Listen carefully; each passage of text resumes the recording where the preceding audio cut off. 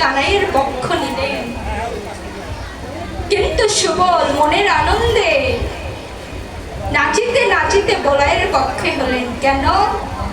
কারণ সুবল ভাবলেন এই পৃথিবীতে কি কারো সাধ্য আছে যে আমার প্রাণে কানাইকে হারাবে? দেখুন বাবা, তার কেমন ভালোবাসা।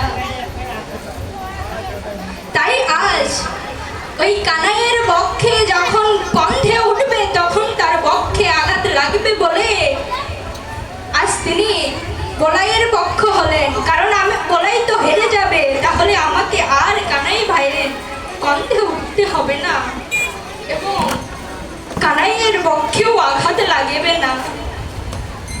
তাই শ্রীদাম সুদাম আদি কানাইয়ের দিকে হলো, সুবল ও বলাইয়ের দিকে নাচিতে লাগিল। আর কি করলেন?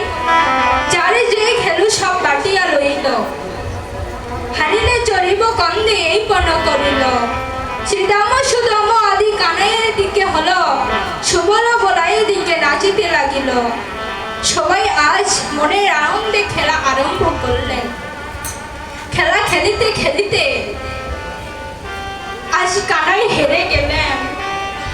ওই যে খেলার পূর্বে একটি পণ করেছিল, যে পক্ষ হেরে যাবে এবং যে পক্ষ জিতবে তাদেরকে কাঁধে নিয়ে ওই বংশী বটের তরে রেখে আসতে হবে। সেই পণ অনুযায়ী কানাই ভাই শ্রীদাম সুদাম কি করলেন? বলরাম দাদাকে আজ কন্ধে করে নিয়ে যাচ্ছেন ওই বটবৃক্ষের কাছে। নিয়ে যেতে যেতে শ্রীরামের শক্তিহীন হয়ে পড়েছে। তখন বেদনায় যন্ত্রণায় কাঁদছে আর বলছে, হে কানাই, আমি যদি আগে জানতাম ভাই তোর পক্ষ হলে আমাকে এত কষ্ট করতে হবে, এত যন্ত্রণা পেতে হবে,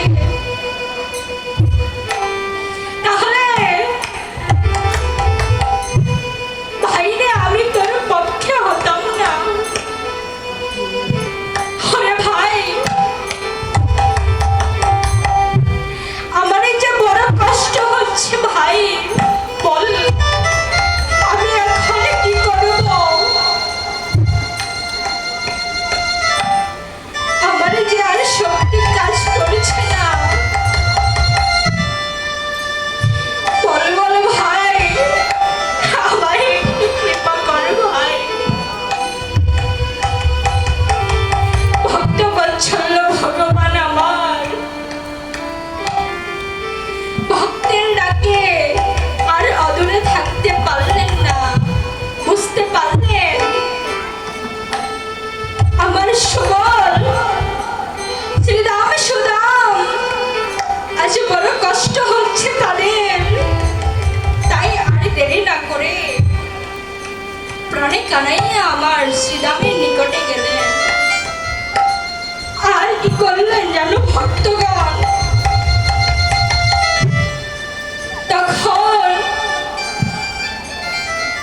কানাই ভাই আমার সুবলকে কণ্ঠে নিয়ে যাচ্ছেন ওই বটবৃক্ষের কাছে। যখন ওই বটবৃক্ষে যাচ্ছে তখন সুবল কি করেছে জানে? সুবল তার চরণ দুটি সরিয়ে রাখছে যেন প্রাণে কানাইয়ের পক্ষে আঘাত না লাগে।